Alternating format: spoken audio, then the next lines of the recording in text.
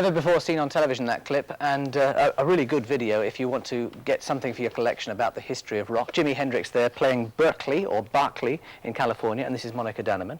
You were with him, good morning, you were with him right up until he died. In fact, as I said in the introduction, he died in your flat. Now, no, he did not die in my flat at the hospital. Well, it's always said that he died at your flat, but you couldn't wake him up. Right. And then you called the ambulance. Now, Yes. this is your chance to tell the true story, because everybody thinks that Jimi Hendrix died of a drugs overdose. Yes, I know. What really happened, unfortunately, I could not say how he died, because the coroner, he asked me not to say anything until the inquest was over. And the inquest was only 10 days after his death, and because of this, all the newspapers, they wrote Jimi Hendrix died of a drug overdose, and they said he was a drug addict. And this really labeled him until now. And what really happened in the inquest was that what they said, they found out that he had taken a few sleeping tablets, and through that he died actually of suffocation. But they had checked afterwards through a post-mortem, and they traced no drugs whatsoever otherwise, and neither did they find any needle marks, which you would have if you put heroin in your body. From what I've read of a book which you've written and which has yet to be published, and I've seen some sort of advanced copies of it, he was a very gentle man, completely against the image again that was painted. He was painted as an extremely vicious man. On stage he would set fire to his guitars, he'd smash them up, but off stage he was very gentle. Yes, this happened because when he came over to England, he himself, as well as the management, thought it would be very good if he would put on a very wild stage act, because it would attract the people and the attention of the people, which it did. It worked. But this was only a stage act, and as a person he was very different. But he tried later on to get away from the stage act, but everybody was expecting him to be wild on stage, and it was very hard for him to get away from this image. A lot of people will ask why you are now releasing this video. Well, in fact, it's not you, it is Palace Video. But why now, 15 years on, this should be released? There must still be some interest in Jimi Hendrix. Oh, yes, I think very much so.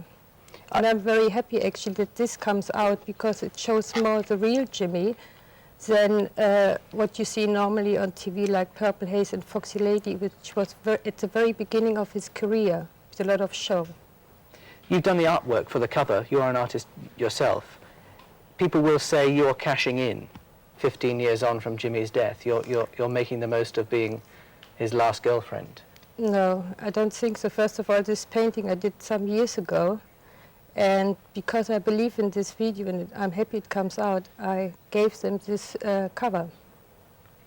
So the video comes out this week. We've just shown that clip of it there. It also has on the back of it the last note, or the last poem that was written, and it's down here. It says the copyright is Monika. You own this poem. This is the last page, you were telling me, yes, of several pages written. What did you read into that? Did you read a suicide note into it? No, not at all. He was completely against suicide. He did not believe in it. He was very religious, so he thought it was a crime if you committed suicide. So you paint an entirely different picture. When do you hope that your book will come out on Jimi Hendrix? Well, I hope very soon. So do I as well, because you tell a refreshingly different story of the man. Monika Danneman, thank you very much for joining us this morning. Thank you. Thank you. See you then. Monika, believe it or not, truth being stranger than fiction, Cheryl Kennedy, who's our guest of the day, not only was a Jimi Hendrix fan, but was at school, you were saying, with Jimi's drummer. Yes, Mitchell, John Mitchell he was. That's right, isn't it? Yeah. His name, yes. He was at Corona, see, when I was there. And so I knew him from there. I haven't seen him since then, mind you.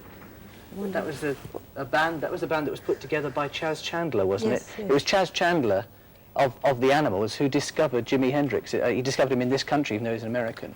And then you put this band together around him.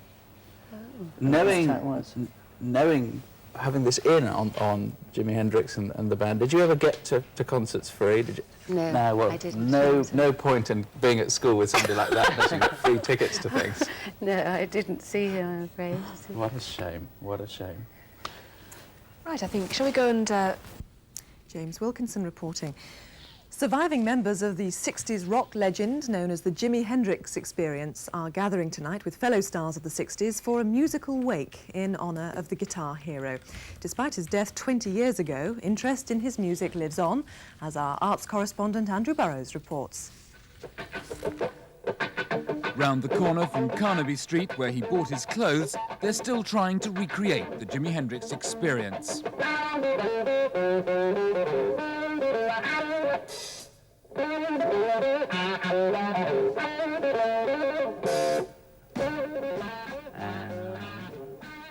He was just amazing. I mean, he was just amazing. Blew my head off completely.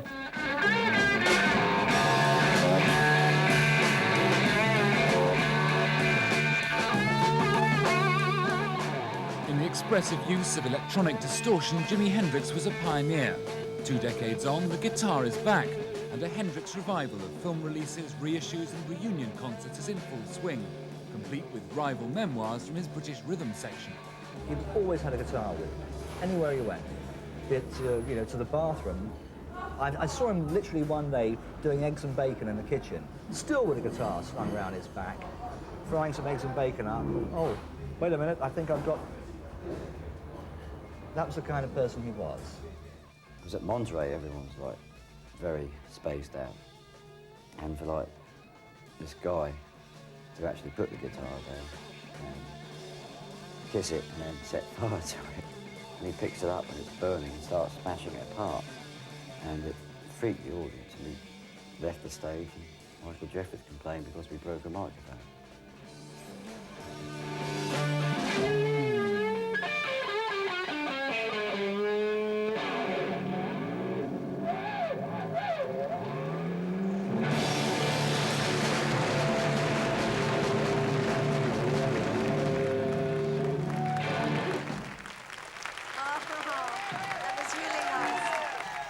But if the music was reckless, so was the drug-taking which partly inspired it. Oh, well, that was a bit sudden. The Jimi